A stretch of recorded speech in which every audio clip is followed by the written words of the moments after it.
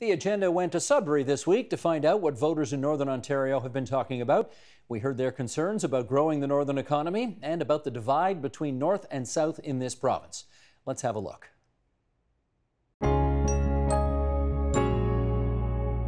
Angel investors up here any different from anywhere else? Yes. They are? How so? Absolutely. You know, going back to your question as to you hear the data and the insight whereby, you know, maybe there isn't a ton of innovation going on. Well, I can tell you it's not the case. And there's a lot of things that are happening. And one of them relates to angel investment. So if you think of the innovation economy, the startup economy, if you will, there's kind of 5 things that startup companies need. You know, access to mentorship, access to capital, access to customers, partners, and talent. Capital is a critical one, especially in the first, 2 to 3 years when you're getting going. You need that kind of risk capital to overcome those early barriers. You know, not 3.5, 4 years ago, there was no active angel investment community in the city of Greater Sudbury.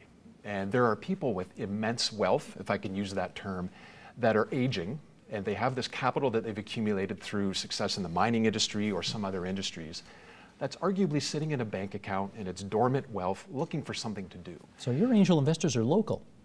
Absolutely. They are, okay. But what's interesting, though, is the portfolio companies that the Innovation Mill has been nurturing. Again, it's a very diverse portfolio, notwithstanding the fact that the majority still are advanced manufacturing mining. But that said, you have these individuals that when you educate them and say, look, there's a really interesting deals, really interesting investments for you. Oh, and by the way, they're local. The angel investors that are looking at these companies go, you know what, I think a meaningful return is a smart investment, but is there a way that I can adjust the term sheet, the conditions in which my investment goes into that company to ensure that that company will remain local? Because there's this difficult to describe civic pride amongst the rural communities in Northern Ontario that, hey, this community was good to me, I'll make an investment, the financial return is important, but what's more important is this company will help create jobs for my grandchildren and their children to keep the community going. So you don't see that in the large urban angel networks down in Toronto or Waterloo. They're there to make an investment and get a return. And when you add up all the Northern Ontario angel investors, we actually outgun every other angel community in Canada by deal flow and volume of deals. So it's quite an amazing stat. Okay, here's where I play Dr. Doom for a second here, okay? Notwithstanding what everybody is saying here tonight. Can we bring up this graphic, please? Since 2003, Northern Ontario has lost almost 15,000 full-time workers, and in that same time, the province as a whole gained almost 700,000 full-time workers. Okay, Alicia, let's start us off here. Why, before we get to the future, let's talk about the present. Why are we still seeing so many jobs disappearing in Northern Ontario? Well, I mean, I think if you look at the mining cycle, or sorry, the mining industry, it's very cyclical. It has its ups and downs. So maintaining a workforce is quite a challenge. So what you're seeing are actually companies diversifying outside of mining, taking their existing products and services and seeing if they can actually transfer them to other industries. Also looking to diversify their offerings. So, you know, hopefully this is a way in which they can actually retain their workforce because we want to maintain, you know, the people that we've trained and invested in. So that's what we're doing at Markup Mining is we're looking at other industries and other product lines that we can develop.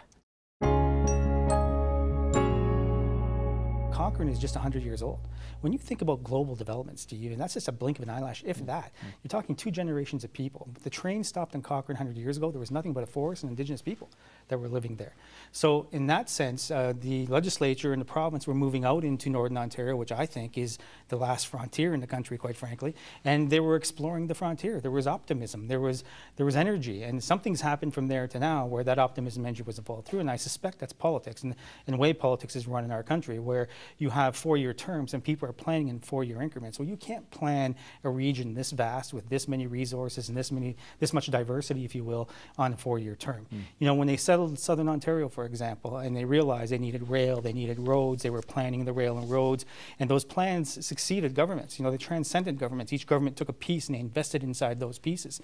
So the same thing we need to do in Northern Ontario. We don't have a plan, a long-term plan for Northern Ontario. What is the plan, Steve? What is the plan? You talk about Northern Ontario being more expensive. expensive. Well, it's not always more expensive. So what's the plan to take the most populous part of the province, which is 10% of the geographic landmass, and move people to the most unpopulated part of the province, which is 90% of the geographic landmass, and talk to people about sell your $1 million home in Southern Ontario, buy a home comparable in Northern Ontario at a fraction of the cost. If you're 45 or 50, unlock that equity at a time when you need it and invest it in yourself. And when you start moving people north, you start paying for the diversity of Northern Ontario. You start creating more tax dollars. You start raising the value of properties, which itself lends itself back into the multimodal transportation that's required, you know, in roads and so on. Now, you did that.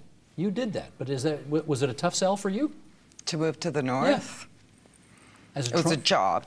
It was a job that took you up north. It was a position that when I decided that I wanted to be a political scientist, I knew I wanted to teach at small universities, and for that I did need to move to the north. I knew I wanted to stay in Ontario.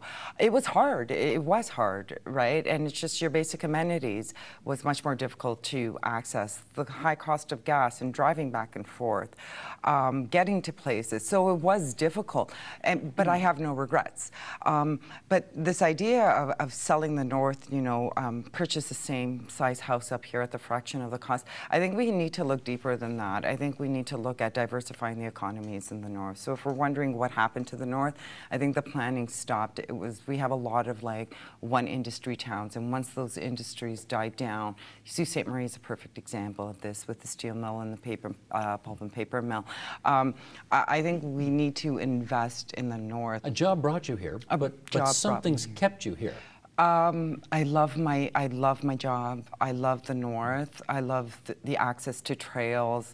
I like outdoor activities. The lakes around Sudbury is great. The small town. Let me do a political question with you, which is the mayor just talked about planning on 4-year cycles, which is very difficult to do when you're talking about unlocking the potential of a region that you need to be thinking about in terms of decades. Having said that, I think it's 7 years ago that the previous McGuinty government passed a law that was supposed to plan the new economy for Northern Ontario. So we're 7 years into that. How's that looking? Well, I'm a bit perplexed by a lot of what previous governments have done as far as planning for Northern Ontario. I think they talk a good game, but when it comes down to it, there seems to be a lot of contradictions in their policies. So they may talk about developing the North and infrastructure, but at the same time, they talk about selling off all of the assets of the Ontario Northland Transportation Commission. Those two things seem opposed. They talk about building roads up to the Ring of Fire development, which is a huge and a very expensive challenge, no doubt, but not a single shovel in the ground as far as I'm concerned. They haven't been able to negotiate this or figure out how to do it in actual fact. So as far as a plan goes, it hasn't been realized very much. And that is the Agenda's Week in Review for this Friday, June the 1st, 2018. You can see all of those conversations from our Sudbury programs in their entirety. They're all on our website at tvo.org or on our YouTube channel at youtube.com/theagenda or on our Twitter feed. That's twitter.com/theagenda.